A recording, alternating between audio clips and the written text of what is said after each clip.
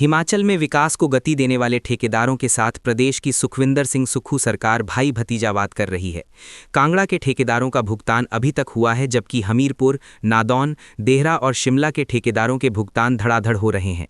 इसी सिलसिले में कांगड़ा के करीब 1 दर्जन ठेकेदारों ने सोमवार देर शाम ठेकेदार गोल्डी के नेतृत्व में सर्किट हाउस पहुंचकर उप मुख्यमंत्री मुकेश अग्निहोत्री से मुलाकात कर शीघ्र कदम उठाने की मांग की। साथ ही जिन ठेकेदारों को अभी तक टोकन जारी नहीं हुए हैं, उन्हें टोकन जारी करवाया जाए। ठेकेदारों ने उप मुख्यमंत्री अग्निहोत्री को कहा कि LOC, letter of credit XEN officer से ट्रेजरी को भेजे गए हैं, पर भुगतान नहीं हो सका है। कांगड़ा सर्कल में 7 मंडल जल शक्ति विभाग के हैं और 7 ही सर्कल लोनीवी के हैं।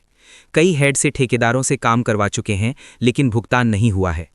जिला कांगड़ा के ठेकेदारों के करोड़ों रुपए लंबित हैं। ऐसे में ठेकेदारों के परिवार और ठेकेदारों से जुड़े परिवारों को आर्थिक मार का सामना करना पड़ रहा है।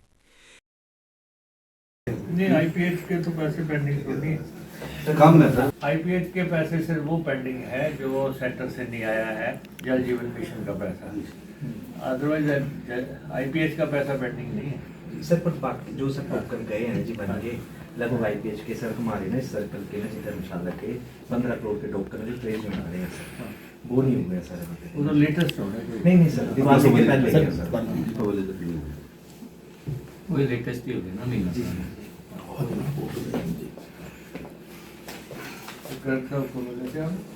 हाँ जी सर।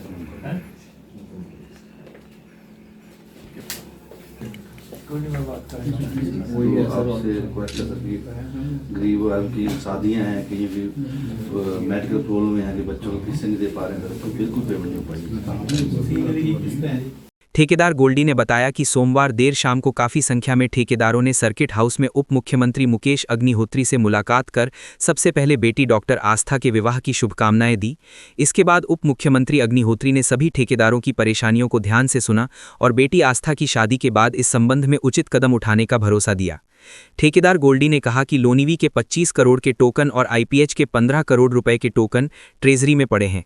करीब 40 करोड़ के टोकनों का भुगतान नहीं हो पा रहा है। इसी क्रम में न्याय के लिए 11 नवंबर को कांगड़ा जोन ठेकेदार संघर्ष समिति के नामों की घोषणा की जाएगी। अगर ठेकेदारों के भुगतान नहीं होते हैं तो सरकार के पुतले फूंकने पड़े तो वो भी फूंकेंगे। ये सबसे पहले तो आप डिप्टी सीएम साहब से मिले हैं, उनको हमने उनकी बेटी की जो शादी है वो भी बधाइयाँ संघर्ष समिति की तरफ से हमने दी हैं, और अपनी जो हमारी मांगे थी, जो हमारा संघर्ष लगातार चला हुआ है, वो हमने मांगे, जो पेमेंट संबंधी मांगे थी, वो माननीय डिप्टी सीएम साहब के पास रखी हैं और उन्होंने उन्हें बड़ा विनम्रतापूर्वक सुना और हमें पूर्ण रूप से उन्होंने आश्वासन दिया है कि जल्दी ही जो आपके पेंडिंग टोकन है उनको क्लियर कर दिया जाएगा।